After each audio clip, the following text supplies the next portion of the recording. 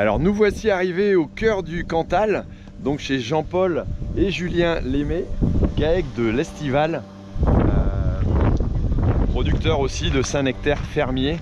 Donc on va pouvoir découvrir ça, de la traite jusqu'à la production de ce bon fromage. Je crois que j'ai trouvé le titre de la vidéo. Mélanie à la ferme. Martine. Martine. Alors les vaches attendent gentiment de se faire traire, c'est le cas de le dire. Donc c'est Jean-Paul et Julien, père et fils, donc, qui réalisent ça. Donc la traite se fait dans une salle de traite en 2 fois 8 postes. Voilà, environ 1 heure pour 70-75 vaches, c'est le temps nécessaire. Ouais, bonjour toi. Et la traite se fait de façon tout à fait classique avec un nettoyage d'épis. Voilà, on frotte, on branche. Voilà, et même Mélanie s'y essayait un petit peu. Et puis on a bien entendu le rinçage avec un passage au désinfectant à la fin, le décrochage automatique qui se fait, et hop, on passe aux suivantes. Ça va Julien? Oui. Alors ici on est, alors c'est quoi? C'est la ferme? C'est la ferme de l'Estive. De l'Estive. Ouais. Alors vous produisez du Saint-Nectaire fermier, ouais. C'est ça? Avec des vaches, c'est quelle race? Montbéliard de Holstein. Montbéliard de Holstein. 1 tiers d'Holstein et 2 tiers de Montbéliard. D'accord. Alors l'alimentation c'est surtout nourri de foin et d'herbes de prairies naturelles. Voilà, il y a 10 kg de foin dans la ration. D'accord.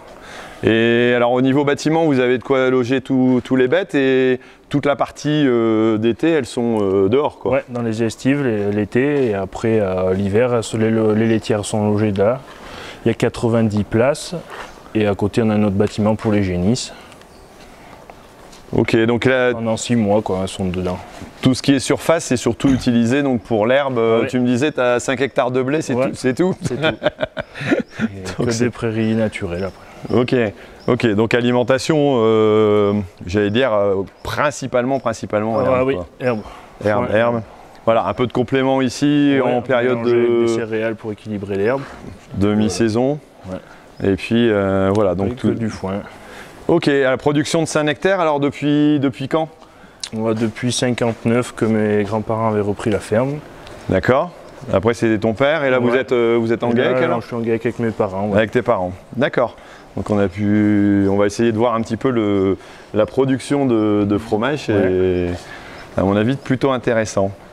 Ça fait 4 siècles je crois que la ferme là, ils se font du fromage. C'est des moines qui avaient construit 4 siècles, là d'accord. La maison en bas chez mes parents là. Et depuis je fais toujours du fromage. D'accord, ici on est sur le plateau, donc on est dans le Cantal. Du Césalier, là, ouais. Toujours un petit peu de vent? Toujours. En hiver il fait frais? Ouais, frais et vent, et l'été il fait frais et vent. Et puis il y a toujours un peu d'air quoi, voilà. Mais au moins pour le foin c'est plus pratique quoi, oui. Ça sèche bien quoi. Ouais. On n'a jamais trop chaud quoi. D'accord, merci. Ouais, avec plaisir. Bon pendant que Julien est en train de déjeuner tranquillement, je me suis proposé de lui donner un coup de main pour décharger les balles d'enrubanné. Donc on va essayer de s'amuser avec ça, avec le chargeur.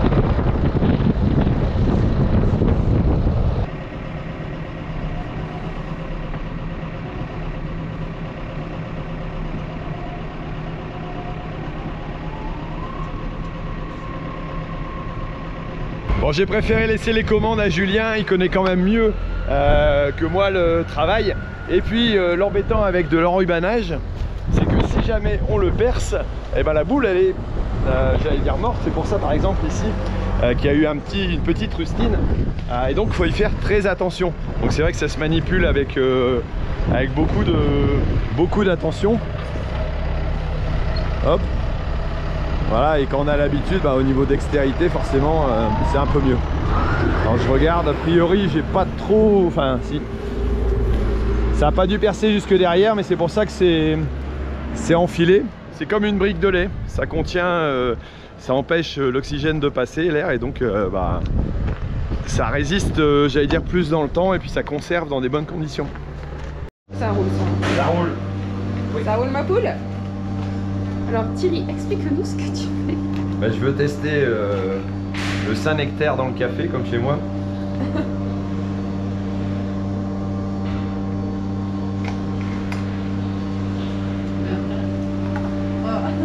Alors, cap ou pas cap?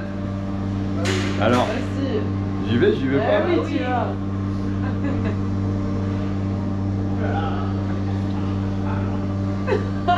Alors?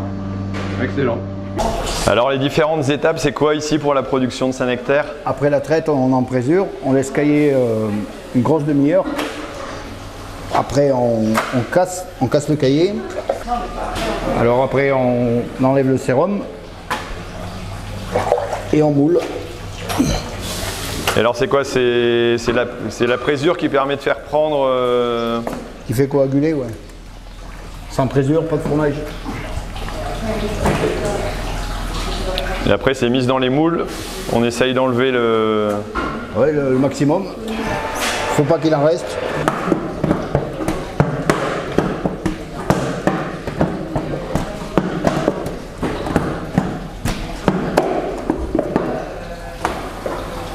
Alors là c'est pressé, retourné. Ouais, donc là il faut qu'il soit régulier là, pour qu'il se presse mieux par la suite. Et après on met la toile là, autour, on les sale et on met une plaque, la plaque d'identification. Alors là l'opération c'est quoi? C'est la mise en... Donc la mise en moule, on sale les deux faces. Alors pourquoi du sel? Pour permettre la conservation et pour le goût. Ensuite, on met une toile pour pouvoir pomper, essuyer un maximum de petits laits, lactosérum, un cercle pour qu'il ait bien la forme, et ensuite on met sous presse. Jusqu'au soir? Jusqu'à ce soir 17h, où ils seront démoulés et mis en chambre froide. Dans la chambre froide, ils y restent 8 jours et au bout de 8 jours, ils sont récupérés par notre affineur. Et après, c'est lui qui finit la conservation alors. Voilà. Et combien de temps ça reste en affinage? Alors, sur le cahier des charges, c'est 28 jours, donc il reste 28 jours. Alors, le poids d'un Saint-Nectaire, c'est quoi? C'est entre 1,5 kg et 1,7 kg. Ça se vend à la pièce ou au kilo après? Alors, chacun fait comme il veut. Ah, d'accord. Nous, on le vend à la pièce. Il y en a d'autres que c'est au kilo. Mais à peu près, on se tient en prix.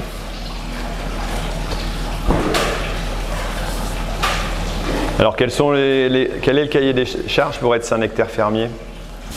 Alors, déjà, il y a au niveau de l'alimentation. On doit respecter certains fourrages.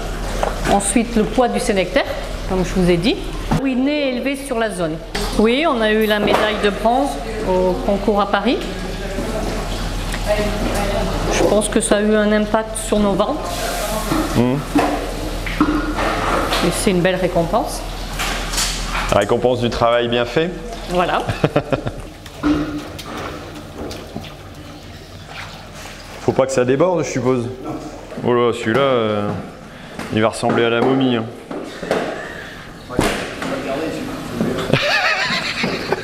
Non, non, non, c'est pas salé.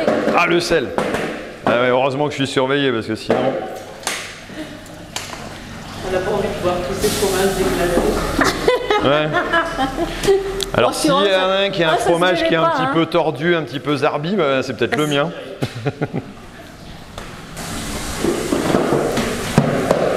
Ah bah, y en a qui finissent une série de 6 pendant que moi j'en ai fait un.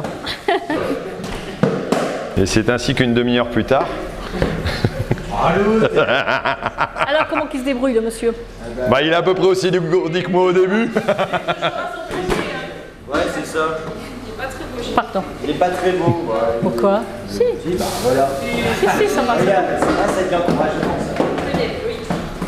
Hop, fin des opérations et maintenant nettoyage. La vaisselle et on y va. Allez hop, hop. Alors là, c'est la réserve. Hop, il y a une petite lumière. Ouais. Lundi, mardi, hop. Tout est stocké ici jusqu'à partir chez l'affineur.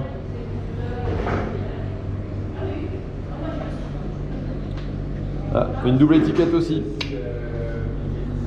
Ça va Elodie? Ouais, super. Bon, tu nous as trouvé une ferme vraiment extraordinaire. J'ai adoré faire le Saint-Nectaire et puis voir la traite des vaches. C'est vrai qu'on n'a pas pour l'instant dans le Tour fait énormément d'élevage, mais c'est vrai que c'est intéressant.